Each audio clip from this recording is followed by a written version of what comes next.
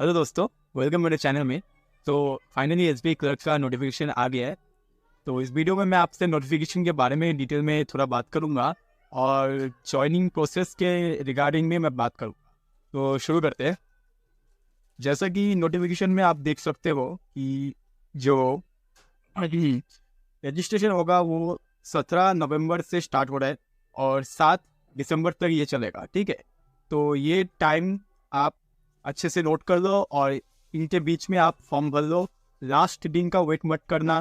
ठीक है, आप 7 दिसंबर से पहले ही कर लेना फॉर्म फिलअप। ठीक है, इसके बाद जो प्रीलिम्स है, प्रीलिम्स होगा आपका जनवरी में और मेंस एग्जाम होगा आपका फरवरी में। ठीक है, ये तो हो गया डेट्स। और वैकेंसी इस बार पिछले साल से थोड़ा ज़्यादा ही आया है। मुझे एग्जैक्ट तो याद नहीं है पिछले साल का। 6-7 हज़ार अगर रहता था तो इस साल 8,283 आया है। ठीक है, तो वैकेंसी लगभग ठीक ही है, आप अपनी स्टेट में देख लेना। बाकी वेस्ट बंगाल में इस बार आया है 114 वैकेंसी आया है।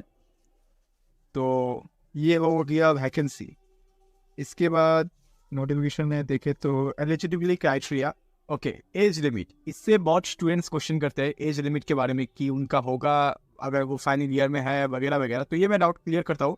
आप नोटिफिकेशन में क्लियरली देख सकते हो कि एज लिमिट एज ऑन 1/4/2023 यानी 1 अप्रैल 2023 तक ये आपका एज लिमिट पकड़ा जाएगा। कैसे?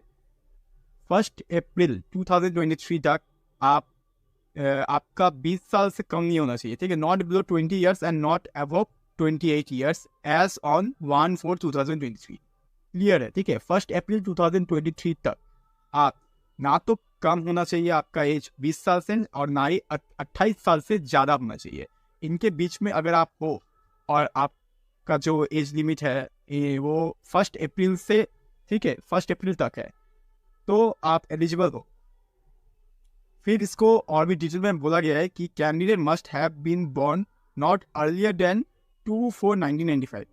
अगर आपका डेट ऑफ बर्थ 2 अप्रैल 1995 से पहले है तो आप एलिजिबल नहीं हो। ठीक है, सिंपल।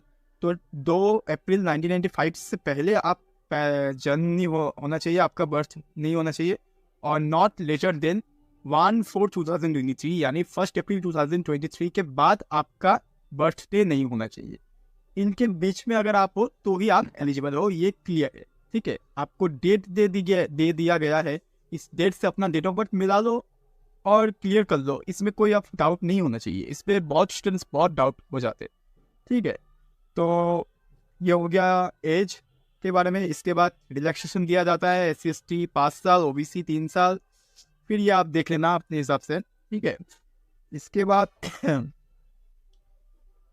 जो स्टूडेंट्स को इसके बाद डाउट आता है वो था, ये गया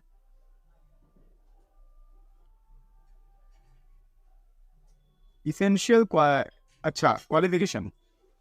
अब ये जो यहाँ पे डिटेल में देखिए बोला गया है इसेंशियल क्वालिफिकेशन में कि एज ऑन 31 नवंबर 2023 इस डेट के हिसाब से आपको ग्रेजुएट होना पड़ेगा। ठीक है, ग्रेजुएट फ्रॉम एनी डिसिप्लिन। इसमें कई मार्क्स वर्क्स वगैरह नहीं बोला गया कि आपको मिनिमम 60% चाहिए ग्रेजुएशन, ऐसे नहीं बोला गया है। सिर्फ आपको ग्रेजुएट होना है और ग्रेजुएशन का कोई भी सर्टिफिकेट आपके हाथ में होना चाहिए, मतलब इशू हो जाना चाहिए 31 दिसंबर 2023 से पहले। ठीक है, तो 31 दिसंबर 2023 से पहले आपका जो ग्रेजुएशन का सर्टिफिकेट, रिजल्ट बोलो या जो भी बोलो, आपका इशू हो जाना चाहिए। आपके हाथ में आया नहीं आए वो नहीं पता, लेकिन जो उसमें डेट रहता है ना, इशू डेट, वो इशू हो जाना चाहिए तो आप एलिजिबल हो इस एग्जाम में बैठे।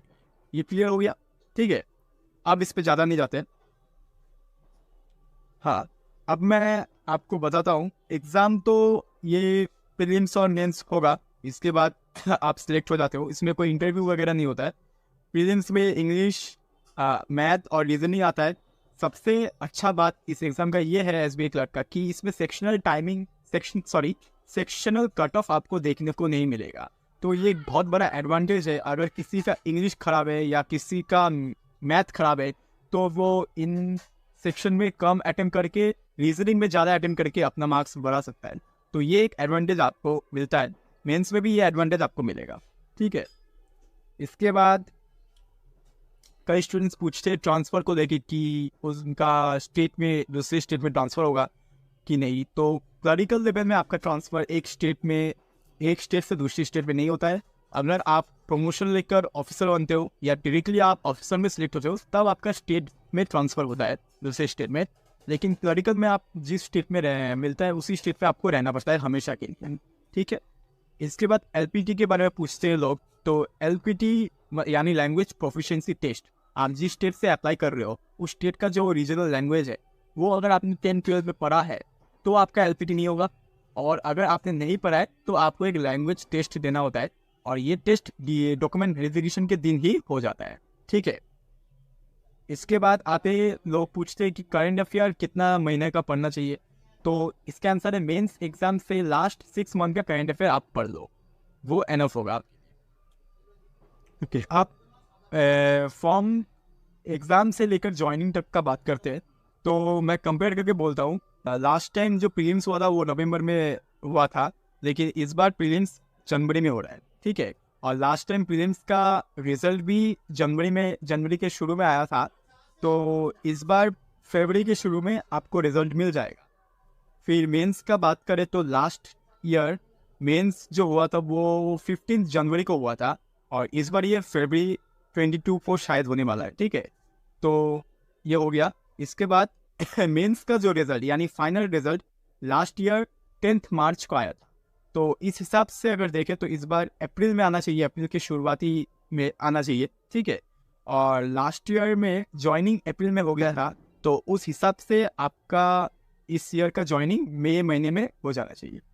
तो मोटा मोटा अगर देखें तो बैंक एग्जाम में नोटिफिकेशन से ज्वाइनिंग तक एवरेज अगर पता दे तो 6 महीने में आपका कंप्लीट हो जाता है प्रोसेस, ठीक है। तो इस साल का प्रोसेस कंप्लीट हो सकता है, मतलब जो आपका ज्वाइनिंग होने का चांसेस है मई महीना, ठीक है। तो आई होप इस वीडियो में आपको सब कुछ क्लियर हो गया होगा। अगर फिर भी क्लियर नहीं हुआ है तो आप कमेंट कीजिए, मैं आंसर दूंगा। तो पढ़ते रहिए, डेली टारगेट्स अचीव करते रहिए। इस वीडियो में इतना ही, मिलते हैं नेक्स्ट वीडियो। Thank you.